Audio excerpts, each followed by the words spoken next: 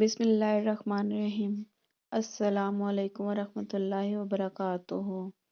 حضرت یوسف علیہ السلام کا قصہ قسط نمبر 3۔ زلیخا کا حضرت یوسف علیہ السلام پر فریفتہ ہونا۔ عزیز مصر حضرت یوسف علیہ السلام کو خوش اپنے گھر لے آیا اور بیوی کو نصیحت کی کہ اس سے بہت پیار اور محبت سے رکھو۔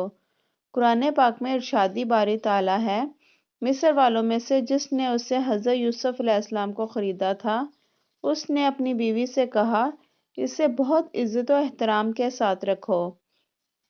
بہت ممکن ہے کہ ہمیں فائدہ پہنچائے یا اسے اپنا ہم بیٹا ہی بنا لیں۔ یوں ہم نے مصر کی سرزمین میں یوسف کے قدم جما دیے۔ سورہ یوسف آیت نمبر 21۔ حضرت یوسف علیہ السلام محل میں بڑے سکون اور اطمینان کے ساتھ رہ رہے تھے۔ عزیز مصر آپ علیہ السلام کی دیانت، شرافت، پاکیزگی، سچائی اور بردباری سے بے حد متاثر تھا، لیکن ابھی اللہ تعالیٰ کو حضرت یوسف علیہ السلام کو مزید امتحانات سے گزارنا تھا۔ کچھ ہی عرصہ گزرا تھا کہ آپ علیہ السلام سن شباب پر پہنچ گئے۔ عزیز مصر کی بیوی زلیخا آپ علیہ السلام کے حسن سے بہت متاثر تھی۔ وقت گزرنے کے ساتھ ساتھ اس کی نیت بدلنے لگی اور اس نے آپ علیہ السلام پر ڈورے ڈالنے شروع کر دیے۔ قرآن پاک میں ارشاد ہے، اور جس عورت کے گھر میں تھا وہ اسے پھسلانے لگی اور دروازے بند کر لیے اور کہنے لگی، لو آؤ۔ اس حضرت یوسف علیہ السلام نے کہا، اللہ کی پناہ، وہ یعنی تیرے میاں تو میرے آقا ہے جس نے مجھے عزت سے رکھا ہے، میں ایسا ظلم نہیں کر سکتا۔ بے شک ظالم نجات نہیں پاتے۔ سورہ یوسف آیت نمبر 23۔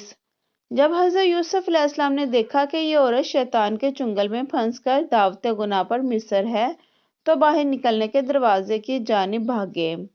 زلیخا پکڑنے کے لیے ان کے پیچھے دوڑی۔ ان کی قمیض کا پچھلا دامن اس کے ہاتھ میں آ گیا، جسے اس نے اپنی طرف کھینچا تو وہ پھٹ گیا۔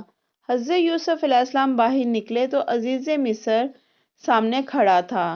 پیچھے زلیخا بھی باہر آ گئی۔ اس نے شوہر کو دروازے پر کھڑا دیکھا تو معصوم بن گئی اور حضرت یوسف علیہ السلام پر الزام لگاتے ہوئے گویا ہوئی، جو شخص تیری بیوی کے ساتھ برا ارادہ کرے تو بس اس کی سزا یہی ہے کہ اسے قید کر دیا جائے اور اسے کوئی دردناک سزا دی جائے۔ سورہ یوسف آیت نمبر 25۔ حضرت یوسف علیہ السلام نے جب دیکھا کہ اس عورت نے الزام انہی پر لگا دیا تو صورتحال واضح کر دی۔ بولے، یہی مجھے اپنی نفسیاتی خواہش پورا کرنے پر مجبور کر رہی تھی۔ سورہ یوسف آیت نمبر 26۔ عزیز مصر کے سامنے ایک طرف بیوی تھی جو حضرت یوسف علیہ السلام پر بدکاری کا الزام لگا رہی تھی، اور دوسری طرف حضرت یوسف علیہ السلام تھے کہ جن کی شرافت، پاکیزگی، سچائی، صداقت مسلمہ تھی۔ وہ سوچ رہا تھا کہ ان میں سے کون سچا ہے۔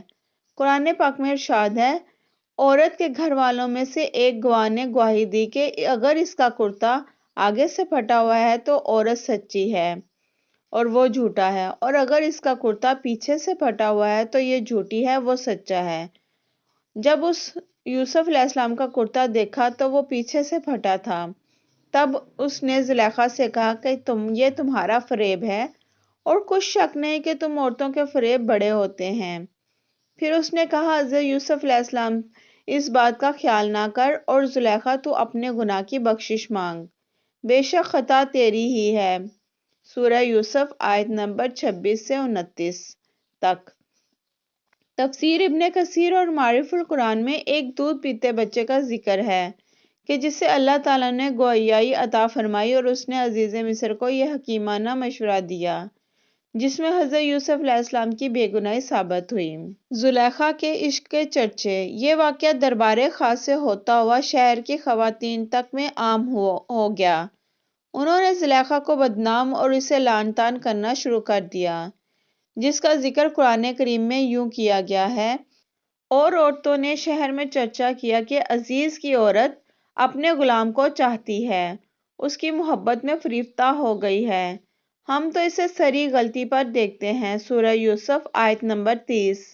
زلیخا جب ان عورتوں کے طنز سے تنگ آ گئی تو اس نے ان عورتوں کو اپنے گھر کھانے پر مدعو کر لیا۔